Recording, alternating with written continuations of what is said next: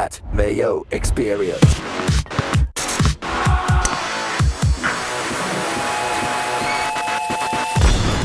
Welcome to the Pat Mayo Experience, presented by Underdog, the NFL Championship Round prop draft. 2 props. Each game will go in order. It's me versus the computer versus Noonan versus Connor. Noonan, you were the big winner last week, so people should probably join betsperts.com, the 4for4 Discord, and get your props because you're a winner. I love it. Do we have a season total, Pat? I think I am up on the season, too. I want to take as many victory laps as I can before this wraps because I know season long, Connor's definitely up on me. So if I can find a small win against him here, I'll take wherever I can get it because he's had a nice little year. Well, Connor, on the show, the picks that we were doing between Monday Night Football, Christmas games, these ones, Noonan, I believe, I don't have the official standings here, but I remember it from last week. I think after going 3-1, that moved him to 22-10 for the year, and you were like right around 500 with me. Yeah, it's tough. I guess Noonan's just the king on the show. He comes in here and he just fires, shoots straight, and I guess we're a little bit all over the place. But 2 picks each here in this round. I mean, we're gonna go 4-0. I don't see it happen any other way. So yeah, that's what I like to hear. And Noonan, even your bonus tackle prop hit in like the first half last week. Yeah, the lights are bright, Pat. It's where I show up. It's playoff time. It's regular season stuff. It's not for me. It's like playoff Jimmy Butler. Back in the day. I need it to really matter. I get clogged down in the Monday. I'm like Brooks. It's a better example. Brooks doesn't give a rip about the cognizant, but bright lights, PGA, US Open, showtime, baby. Do you have any? I know most tackle props aren't released yet. Is there anyone that you're eyeing right now that we should keep an eye on? I have 2 tackle props ready to go. One for each game. So, well, let's lead with you then. Let's do Broncos and Patriots. Your Patriots, Noonan. Here they are. I try to keep my fandom under wraps, Pat, but I don't have to anymore. We're here. We're at this. Connor used to be a Broncos fan too. We haven't even talked about that. I don't even know where his fandom lies these days. Otherwise, we probably could have some interesting dialogue here. But I'll start with the tackle in that game. Same premise of our Tommy Togiai handicap last week.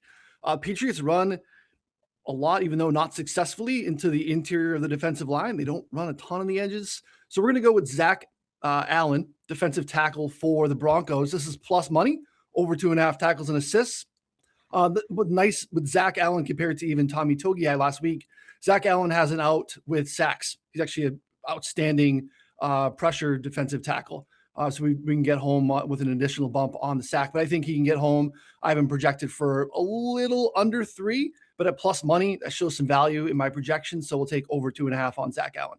Do you jibe with that, Connor, thinking that the Patriots are probably going to run a ton here? I do think so. I think that they're going to run the ball as much as they can, honestly. But I actually think the inverse of the Broncos, and that leads me to my play. I think that the Broncos just let it rip. I like Jarrett Stidham overs, so I'll go with over 32.5 pass attempts here.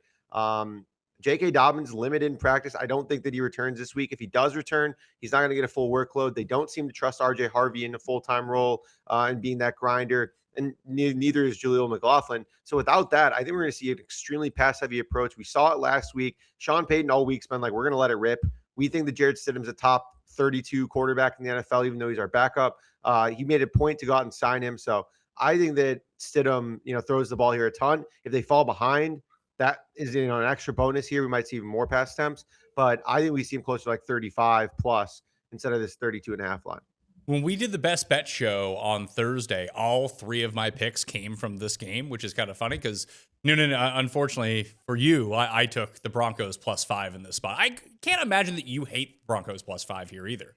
I don't. I think it's been a little bit of market overreaction. I don't think that it's a combination of 2 things. Like to Connor's point, I think the trust in the organization instead of how, he was someone that they really targeted. I think that matters. And I don't think a ton of Bo Nix. I think a lot of what's been successful there is derived from Sean Payton in the scheme of that offense. And look, Denver's a legit home field advantage, right? I don't think home field advantage matters as much in the NFL as maybe it used to, but playing in altitude, I think matters. That's a rabid fan base. It's a little bit of a market overreaction. I think we're through too many key numbers. It's probably the right side if you're just straight up, betting your numbers, you have a system, or it's probably really hard for you to get in a spot where you think Pat's -6 is a good look. So nothing I'm going to have, but I understand why people are backing that number. So I am going to stick with the Broncos in this spot, and just to touch on the Patriots' run defense, Connor, pretty good, right? Very good. Very good at limiting big plays as well. So although the pick that I lost last week was RJ Harvey over rushing because they decided not to use him in the rushing game, I am going to fade him this week on longest rush, under 10.5 rushing, longest rush for RJ Harvey against the Patriots here. So that's the spot where I'm going. I got to find what the computer says. What does the computer? Oh, the computer also likes RJ Harvey unders, but they likes RJ Harvey under 18.5 receiving yards at +115. Okay. I don't like that as much, but I don't either. I mean, Stidham is like, I don't know, like a super high historic check down rate. It's like 26% to his running back, something like that in the games that he's played. So I was actually looking at the opposite, maybe some overs there. The books aren't really lining the running back situation a ton right now because obviously J.K. Dobbins could play. I kind of hope he doesn't play so that way I can take an RJ Harvey under at like mid 40s. He's going to have like 7 carries for like 25 yards here, maybe max, maybe less, because this Pats run defense with Milton Williams, with Robert Spillane, with the whole unit up front has been, I mean, one of the best run defenses I can remember statistically in a long time. So RJ Harvey under longest rush, RJ Harvey under receiving yards, Zach Allen over 2.5 tackles and assists, Jared Stidham over 32.5 passing attempts. That will be the first run of round 1 of the prop draft. The computer will get first selection, and this one's at +203, so we'll probably go off of that one. We're going to go completions. Drake May under 19.5 at even money is what the computer is telling me right now. That actually kind of tracks to me because I think you can run all over, not necessarily run all over the Broncos. However, I think it's much easier to run on them than pass on them. Yeah, they've one of the underrated like storylines here that was not getting talked about. It actually ties into my prop as well. Is Brandon Jones is really good. Is one of their starting safeties. He was lost for the season in late December. They brought in PJ Locke, who is the reason that they went out and signed Talanoa Hufanga in the offseason to get Locke off the field. But now they needed to use Locke because Jones is lost for the year. So they are a spot where, you can kind of go after Riley Moss. You can kind of go after Jaquan McMillan in the slot. And I think we've seen some tight ends have some success against them as well. But I think Hunter Henry over 41.5 receiving yards is a really important look. His ADOT's been climbing up pretty significantly here. Small sample, obviously 2 playoff games, but use a little bit more vertically. And we've actually seen his route rate spike even over his baseline over the regular season as well. So I think he's just very active. I think tight end slot is definitely where the Patriots can exploit this Denver pass defense and PJ Locke in particular. So I like Hunter Henry to be involved early and often. I think, it's like a pretty juicy 3.5 receptions, but with the ADOT, some of the big play stuff we even saw last week, was nothing from Dalton Kincaid in the first half, but they started to really find something in the second half using him a little bit more vertically. And I think you see that with the Pats here and Hunter Henry. So you're going to take, was it 41.5 is the best number you can find? Yes, sir. 41.5, I think, is FanDuel, but pretty much widely available right in that range. Yeah, I could give you a 40.5, but now we're breaching the -120 rule. That goes to -125. Yeah, for 41.5, you can get at -110, it looks like still. So we'll give you 41.5 over on Hunter Henry receiving yards. Connor, where would you like to go? I'm going to play another derivative of that and go with Kayshon Boutte under 2.5 receptions here. Plays 90% of his snaps out wide. By far the worst in the matchup. Going to draw a ton of Pats retain. And Denver's just in general done a good job of slowing down outside receivers, 6.7 yards per target. And what's key is Kayshon Boutte's targets are like normally way deep downfield. Like his average up the target, his average air yards per target, I believe is like above 16. It's like crazy high. On throws 20 or more yards downfield, Denver's allowed the lowest completion rate in the league, 25.4% catch rate. So yeah, I think Boutte could catch a long one. I mean, it's definitely possible. Obviously, Surtain is not infallible, but when we look and zoom out too for his whole season, like he has 3+ catches in just 7 of 16 games. Now we're getting a way tougher matchup. Yes, he's performed really well recently against other good teams. I think that there are just better ways to attack this Denver team. Also, we mentioned that maybe passing, it could be a little bit more on the limited side. So like there's a lot of different outs here where Boutte can catch, I don't know, 1 or 2 balls, maybe a deep one. but getting to 3, I think might be a steep ask here, and you're getting plus money on the under. Well, yeah, that you are. This goes directly head to head with what Rob Pizzola gave out on the Best Bet Show. He liked the over of 2.5. And I'm kind of in the middle of this because we did see a few bubble screens, and at least a few bubble screen attempts to booty over the past few weeks when he came back into action. So he wasn't just a pure vertical receiver. He's used a lot like Shaheed, minus the rushing attempts for Seattle. It's either line of scrimmage or way down the field. Yeah, that's fair. Uncorrelated maybe, right? Under 2.5, the plus money, and then, over on receiving yards with the thought of him hitting a home run there could be an interesting look. You probably get 7-8 to 1 for him to go under 2.5 and 40 plus, which could be fun. I'm just going to stick with the idea that the Patriots keep the ball on the ground, although all of the stats have come out about Ramondre Stevenson over the past week or so about how he fumbled in that, I think it was the Steelers game, and he was going to go to the bench, and then all of a sudden he hasn't fumbled since. So he probably fumbles 8 times in this game, and they do turn away from him. But from what we have seen with Stevenson, especially staying in pass pro, so you might even get lucky on like a 3rd and 21 where it's just a goofy handoff that he gets for 15 and piles up some extra yardage. Plus, like I said, you can try to run on the interior here, and this will correlate with Zach Allen a little bit as well, that I like Ramondre Stevenson over 47.5 rushing yards. You can still get that at BetMGM right now. So that's where I'm going with the rushing attack here. I want to do something with Trevian Henderson. I feel like they're saving him for some sort of spot, but I say that every week and he just goes under. I think it's a good look. I think there's a few ways to play it. I actually like, it seems like a little bit like a thin, 3rd and 21, carry that you're talking about. But I also think those things are very much in play, right? I think you're going to have him probably in a little bit more on passing downs, chipping, and then maybe as like a dump off scenario. Like I think Ramondre's receptions are interesting. I think Ramondre receiving yards are interesting. And again, you can maybe get that long, meaningless draw before they punt too. So I think because of the situation and how he's been, a little bit more trustworthy in blocking and how they're going to need that here, I think you're going to see probably a little bit more Ramondre in the game here. Underdog's expanding the game. You already know their player picks. Pick higher or lower on player stats. Today, Underdog prediction markets are live in 25 states. Back your squad with spreads, handicap for closer game, or totals, higher, lower combined score, combined with player picks for bigger payouts. New customers play $5 on fantasy, get $75 in fantasy bonus entries. Code Mayo. Team picks, player picks, all on Underdog. Eat better. Train smarter. Maybe stop pretending frozen mystery meat is good enough. And honestly, starting strong is the easiest way when the food doesn't suck to get yourself ready to start the new year. That's where Omaha Steaks comes in. Premium, perfectly portioned protein shipped straight to my door. No guessing, no waste, just legit quality that actually fuels what you're trying to do. I loaded up on their USDA certified tender steaks and gourmet burgers, threw a couple fillets on the grill, which is out my back door, and there's not that much snow, so I can access it pretty easily. Salt, pepper, done, instantly tender. Way more flavor, better texture, zero stress compared to anything I've really cooked before. Let Omaha Steaks deliver high-quality proteins right to your door. Visit omahasteaks.com and get an extra $35 off with promo code MAYO at checkout. That's OMAHA steaks.com, promo code MAYO. Terms apply. See site for details.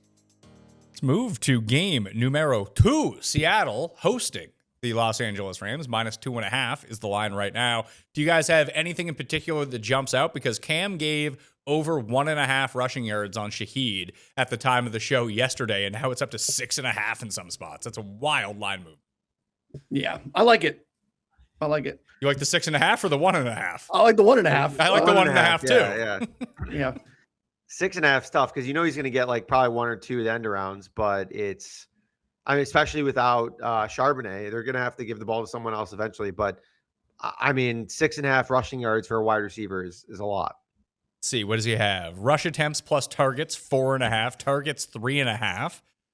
What do we have for rushing attempts? They've just basically stricken his rushing attempts off the board right now and his rushing yards off the board. But his number is still 1.5 receptions, which I thought was really low. It's at Underdog, it's still 3.5 rushing yards if you did want to play it that way. Yeah, he have 1 for 31 last time they met. He had a couple of carries last week too. So Yeah, Cam got the good number. There's just a lot of variance in those plays. Excuse me. Just because obviously, if they are kind of the guesswork there, you could be, the chance for those to be negative plays, I guess is what I'm saying, is a little bit more higher than your typical run with the jet sweep. So the variance that comes with just needing the 2 yards versus needing a 7-yard run is significantly different. So, I'd love to see them line his longest. So maybe, you have a couple outs. If he gets 2 carries, you can get him to pop one, but I haven't seen that posted yet. Do you have any faith in AJ Burner rushing yards? Because he is now situated at 0.5. So if he does get a tush push and it is successful, you win your bet.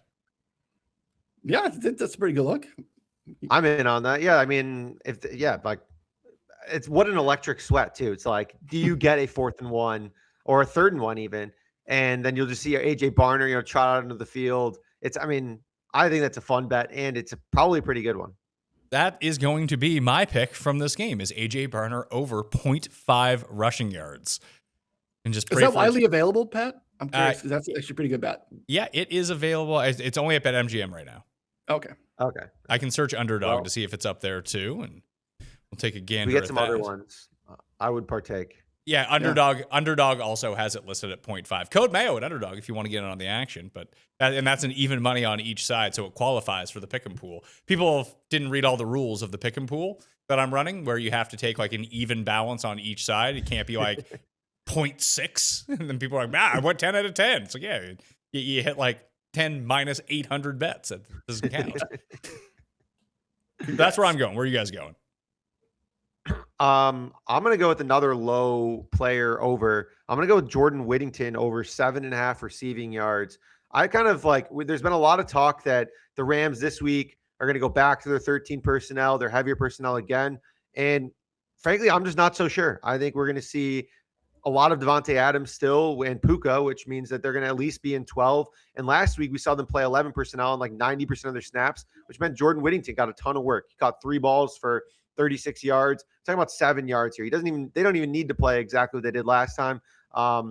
Against the Rams earlier this year, they were in 13 personnel, which means they have 3 tight ends on the field, 61% of the time without Adams and only 35% of the time with Adams. So I think Whittington gets a fair amount of run. Again, this is like one catch. He was, basically was in the scripted drive there. The first play to him in the first drive was like Puka blocking downfield on a drag route for Jordan Whittington. Sean McVay was basically saying how hyped they were to get him back. I don't know. I think when you get to the playoffs, there's a lot of you got to dig deep for something to find any really true value. So yeah, could he play like 20% of the snaps? Of course. But he could also run 50% of the snaps, in which case 7.5 is like way, way short. The computer, Noonan, is going to just jump you and make a pick here. The computer has 2 Shaheed props, which is hilarious because we talked about one already. But the first one, the highest rated prop on the board, again, BetMGM just hasn't updated their odds in a while, so it's a good spot to attack apparently. But Shaheed over 1.5 catches is minus 120. The next closest it is minus 157 anywhere else. So over 1.5 receptions for Shaheed.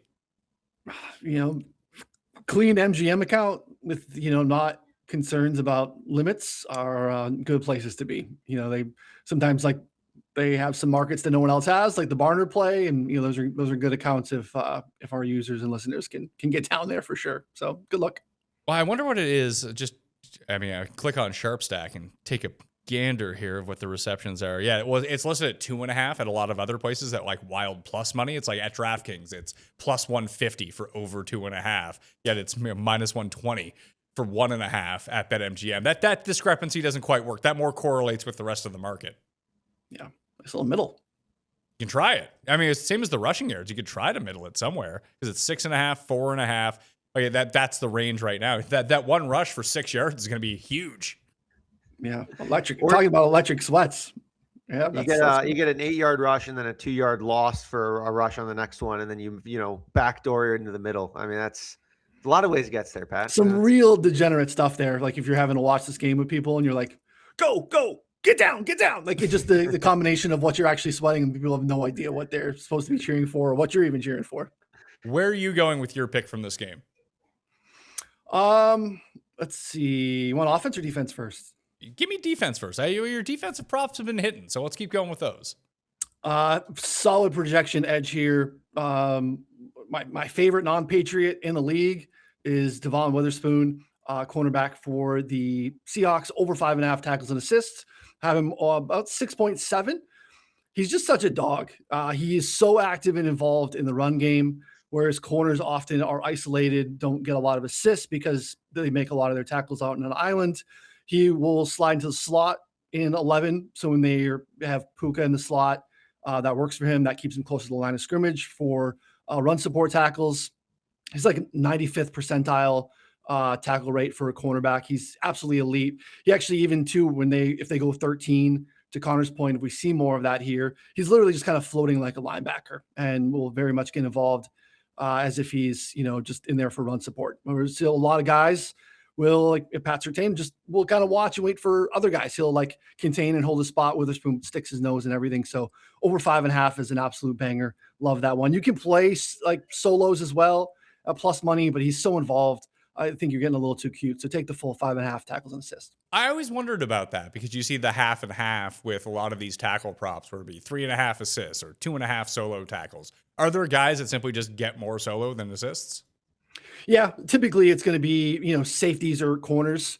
And it depends on, basically if those guys are outside perimeter corners. There'll be some times where and I track all this too, their, solo rate, their assist rates. So there's some guys that you're paying for assists that they just never, ever get. Witherspoon is not that guy. So I want to take the full line. But yeah, there's definitely situations where you can find, a tackle less on a solo number versus combined on a perimeter corner. There's definitely opportunities there at times. The computer is going back to Shaheed, and it will take Connor that under 6.5 rushing yards at -117. So it took over 1.5 receptions and then under 6.5 yards. Is that where we're at? 6.5 So over 1.5 receptions, under 6.5 rushing yards. Okay. Nice. Sharp Stack knows. I don't hate it at all, to be honest. All right. So where do you want to go here? My last play is going to be the least surprising one of all time. Kenneth Walker owes me insurmountable amounts of money. And this is the time when we win it all back. We're going Kenneth Walker under 86.5 rushing yards, playing without Charbonnet for the second time this season.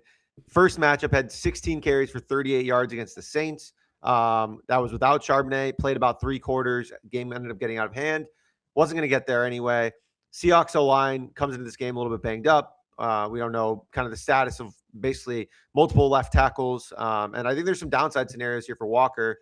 If they play this game in a positive game script and they get into a lot of short down and distance situations, I think, he's probably going to end up right around this number. But if they fall behind, they have to pass more. The team doesn't really like him in pass pro a bunch, which may limit his snaps. The Rams have allowed just 4 running backs to go over this number all season, one of which was Walker, but it took him a 55-yard run to get there. And obviously he has talent to break a big one, but that's basically what it's going to take. It's going to take a really long one for him to get here, or an insane workload, which I think that, again, there are a ton of outs for him not to get that workload. So I'm ready to fade Kenneth.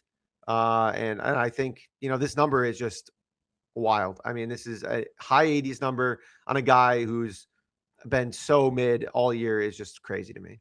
Don't tell that to people, Noonan. That's blasphemy. Did you know that Kenneth Walker is going to play 100% of the snaps and no one can stop him now? 30 carries projection I've seen out there in the market. So no, look, I ran a red hot last week, over 12.5 rushing attempts was going to be a real sweat. And then poor Charbonnet laying on the sideline there.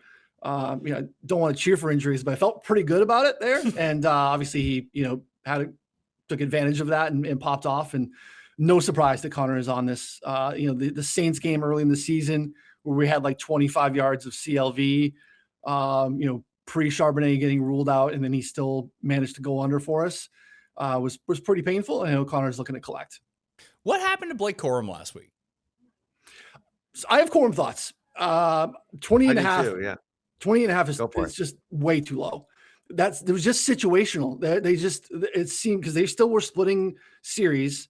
And then there were times where they threw on first down when he was in there. So incomplete first down, all of a sudden it's 2nd and 10. Well, Corum's dead. His opportunity, his series is now going to be in there, pass protecting and, running routes that he's not going to get targeted on. I don't think it was anything designed of we're going heavily to Kyren here. So I think there's a market overcorrection I definitely am interested in some Corum stuff. I was going to talk to Connor about that later, but yeah, I think it's an overreaction to other than just kind of like distribution variance here, really. So I don't want to. I'm taking a Corum over. I'm taking a Corum over 0.5 receptions in this spot. Okay. I was shocked to see the Rams just like not go 13 personnel, not dominate the Bears front, instead go pass heavy and decide, no, we're going to throw it every play in, 0-degree weather when Puka's getting jammed. Devontae can't get off the line of scrimmage and get open.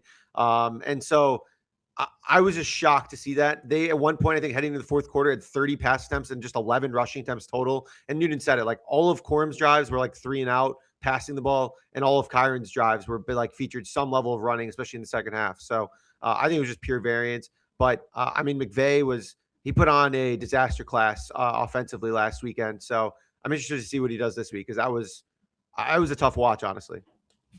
So where do you want to go, Noonan? You got one pick left. You got the final pick on the board. I don't even have a huge handicap here. It's JSN over 6.5 receptions. Just can't see a scenario where he's not heavily involved. This is an early season JSN number. He's basically been at 7.5 for most of the last 2+ months. Caught 8 and 9 balls in the first 2 meetings. The weakness of this defense is in the secondary. They really just don't have any, I'd say premier. They don't really have any like above average cover corners. Like Quentin Lake's awesome, but he does a lot of different things. They use him in run support. He's not like a line up one-on-one and take you out of this game. Even though they are going to lean run heavy, they've been run heavy all season long, and we've seen JSN pop off all the time. So I think you can go over 89.5 receiving yards, but I like him catching 7 balls here. I can't imagine that he's not heavily involved in this game. Did you know you could play Blake Corum over half a catch at +105 or over half a receiving yard at +107? Why would you ever take the receiving yard on that? Yeah, just take the catch. Yeah, take the catch. And maybe it's -1. Who knows? Yeah. That seemed really strange to me. Do you guys have any particular lean on this game in general, like spread-wise? Because as much as I've been against the Seahawks all year, I think the Seahawks cover. Yeah, I think the Seahawks win. I think they're just like a better team at this point. Rams defense hasn't been playing as well. Sean McVay is outthinking himself. So I don't know. I think I would go Seahawks right now. Same. I mean, this is not, the Rams have been kind of playing with their food a bunch, right? Like kind of bad end of the regular season. Like they won some games, but like games that were way closer than what we saw with that team early in the year. The Carolina game wasn't super convincing. Obviously, they had trouble putting the Bears away. To Connor's point, like questionable scheme and how they laid some things out. Like this Seattle defense is just such a problem. And I just think that they're a significantly better team. So their offensive line has been bullying people. Obviously, they have some concerns about the health of the offensive line, but against the run, I think they're going to be able to create some space too. Walker. But yeah, I like the Seattle side. Yeah, I guess the one thing is that the Rams are now battle tested on the road. They've gone on the road and won these 2 games, albeit in bad conditions in both. Like it's not like the Carolina game was a clean game with not torrential downpour the entire time. And then in your neck of the woods, it was so cold last week. Not that it won't be cold in Seattle. However, I do think it's a situation where the conditions might be a bit more optimal for the Rams than the last 2 weeks. Yeah, I mean, it was 0 degrees or whatever, like in Chicago. I mean, I don't even think Seattle gets that cold, to be honest. So, and there's also it was just like an extreme outcome. Like it just like people weren't like cutting on the field correctly. It just like seemed like the field was too hard. And so there was a lot of problems, I would say. So yeah, this is going to be a much different week, I think, for the Rams. And yeah, it's true. They have been battle tested. They've been, winning these close games. So maybe that's better for them. Could also mean that their battery is just running on low right now. You could just look at it, Noonan, and just say, you know what? It's Stafford versus Darnold at quarterback. Maybe that's enough. Well, that's terrifying. That's, and I understand why you would handicap games like that, at least to a degree, before you dig in matchup wise. There's no way that you're not backing the Rams in that. Just pass catchers, talent wise on the offensive side of the ball, it's a huge advantage. But if you flip to the other side, I mean, we're talking about Seattle's got 6 guys that had 30+ pressures this season. They have absolutely elite interior defensive linemen in Byron Murphy and Leonard Williams. And then they rotate 4 guys at edge, and they're all above average. None of them are elites, but they're all really good. And the secondary is fantastic. Their linebackers can cover. It's a really, really, really fun football team to watch, especially if you're nerdy and like to get in on the defensive side of the ball. So yeah, they're the best team in football. It's the best unit left in the playoffs. And I think it's going to take real elite Sean McVay game, elite Matthew Stafford game for them to win. Do you think it's kind of surprising that the Seahawks haven't sacked Stafford all year? Stafford does a good job of getting the ball up pretty quickly. So there's something to be said for that. And their offensive line's played pretty well. He's been one of the lowest sack quarterbacks, regardless of matchup all season long. So some of that too can be scheme related. And just an old guy like that, not wanting to take a lot of hits, get the ball up pretty quickly. So pressures can be just as impactful. Obviously sacks can be changed down in distance a lot, but they're going to get a ton of pressure, a lot of hands in his face too. So surprising. I think they probably cracked that code this week. Looking back at the very first game, the game where Darnold threw the 4 interceptions, Connor, we did have a Blake Corum, 2 targets, 1 catch, -5 yards. Let's do that again. I mean, that would be an ultimate run bad there again. 2 targets, 1 catch, -5 yards, but certainly in the range of outcomes. So, yeah, that's a tough one. I think that's probably. I mean, 2 targets is not bad though. Yeah, well, I think that's why you end up settling. You sacrifice the 2 cents and take the receptions over the yardage total.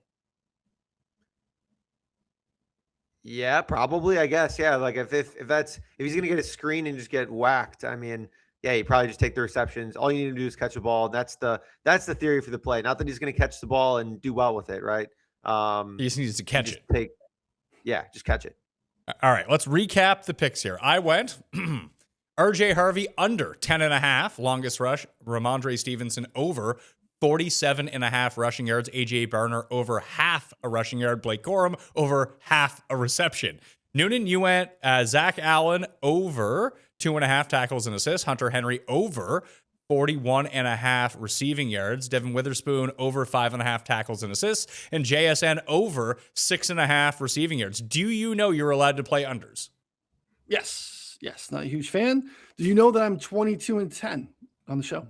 I just made that up, so that might not be true. I actually might be better. Is what I. It might be. It might be. That is true. You did run very hot. It might be better.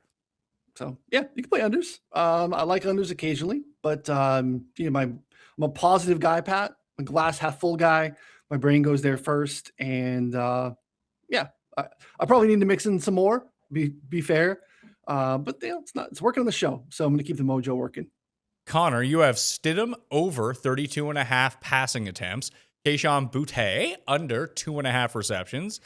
Jordan Whittington over 7.5 receiving yards. And Kenneth Walker under 86.5 rushing yards. The computer, SharpStack, go to 4for4.com/Mayo. Get yourself some SharpStack in your life. It's all sports up there.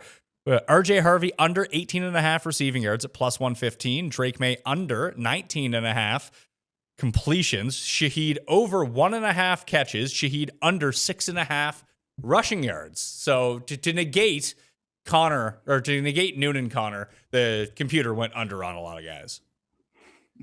Yeah, it's all about balance. We got computer loves the unders. I like a good split, and Noonan likes the overs. It's okay. A little bit of each. As long as they win, that's all that matters. The computer did force my hand last week on that over 0.5 little Jordan Humphrey receiving line and just absolutely crushed it. It was awesome. You got it early too, right? Like right away. First drive. Yeah, it was like, oh, here we go. Couldn't be a better weekend. And then it all went down the tubes for me. That's how. That was the first thing I thought of when he caught a ball. I was like, we talked about little Jordan Humphrey for way too long on the show for no reason. 20 seconds was probably too long to spend on him, but it won. So that was awesome. Best bet of the week. Who knew? I guess the computer, not us. Love a good first quarter sweat. Do you have any idea? We talked a little bit about J.K. Dobbins, but with the receiving core, does it look like Bryant and Franklin are going to be back, or they're both going to be out? Because we're missing a lot of lines because of that news. I think Bryant plays almost certainly. He was full in practice on Thursday. I think that we see maybe Troy Franklin, but that matters more, I would say, specifically for Marvin Mims. If we get no Franklin, Mims lines, I think, are really good. So, yeah, I would plan that. I almost brought up Pat Bryant on the show. 3 targets, 3 catches in the first quarter before suffering a concussion. And you're going to get Sutton on Christian Gonzalez probably a bunch. So I don't know. I think Patty B lines are pretty interesting. He does love a concussion though. He's addicted to them, Noonan. Yeah, him and Woody Marks love, checking into the tent and then getting back out there, or sometimes not. Hey, that was a good one last week. I think we were all on Woody Marks under rushing yards, and that could not have been less of a sweat. Even I played that one, so there you go. The 9 carries for 3 yards at one point was just incredible. Like, I mean, that's like top tier. I took some screenshots. I was like, this is how the handicap could not have been better at this point. There was one spot of the game where he had nothing going. I think he broke a 7-yard run. I was like, oh God, what's going to happen? I was half paying attention. So I went and looked at the numbers like, oh, he's up to 4 rushing yards now. Great. Yeah. Every time they gave him the ball, it's like, just like he had nowhere to go. Yeah. Pat Bryant does seem maybe a little bit into the concussion thing. They are contagious, right? Like that's the bad part with them.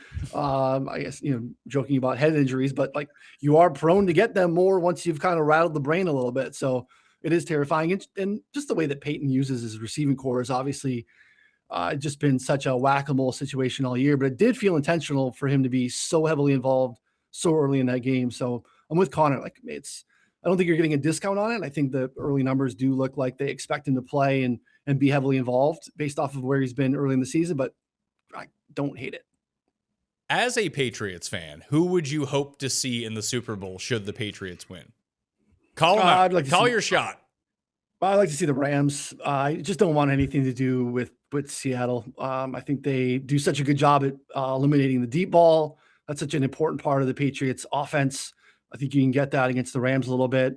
And the Patriots defense, we talked about it all early in the season. In the middle, when Milton Williams was in the game, they were so good. You just had this like long run of, no running backs, no teams were getting 100 yards against the Patriots. Chris Tonga's out, Milton Williams is out, and all of a sudden you could kind of get the Patriots.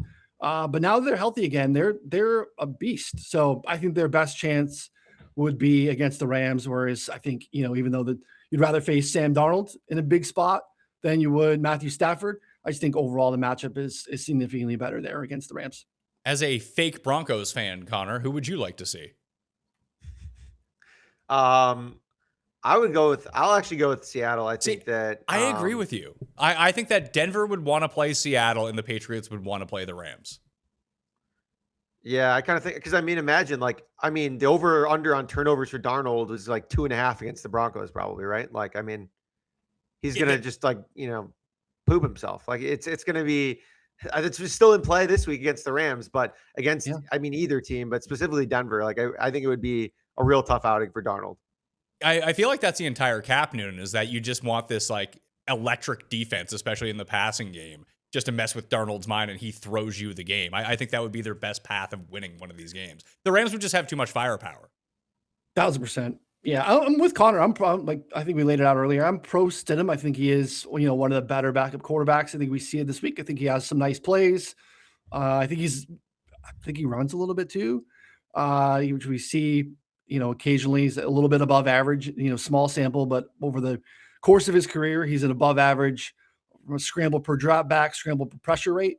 So, I think they'd rather kind of muck it up, get in the mud a little bit versus Seattle than bring on the Rams and have to kind of keep up and outscore them. So yeah, either way, rematch for the Patriots. We've been in the Super Bowl a bunch, so it's hard to not run into a rematch, but Rams was our last one in 2018, probably one of the more boring Super Bowls of all time. And then obviously the Seattle one is probably one of my favorites, one of the most electrics with, that game, that comeback, all that went on that game. So either way, really excited. I did not expect this Patriots team to be actually Super Bowl contenders this year.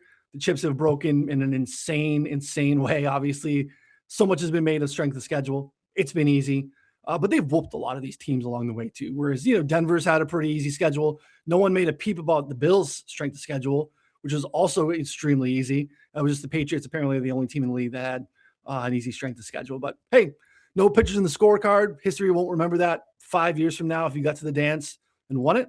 I don't think you have an asterisk because you played, an easy schedule. So let's go, Pats. Well, the Bills did have to play the first place schedule, so they ended up playing who? They played the Chiefs, they played the Eagles, and they played someone else. The Patriots didn't. Yeah, and lost some of those games. They did go into Kansas City and won. That was So did not everyone. Yeah, it's true. Eagles beat them. Pats also went into Buffalo and won, and kind of kicked their butt too. So these like the Broncos needed overtime. They beat the Jets by 2. Yeah. They needed an insane comeback against the Giants to win at home. The Patriots whooped those 2 teams. So give me a break. And they almost lost to the Raiders at home too on a Thursday night. The Patriots did. Patriots lost to the did Raiders. lose to the Raiders at home. Week 1, which is such a weird, week 1, such an anomaly.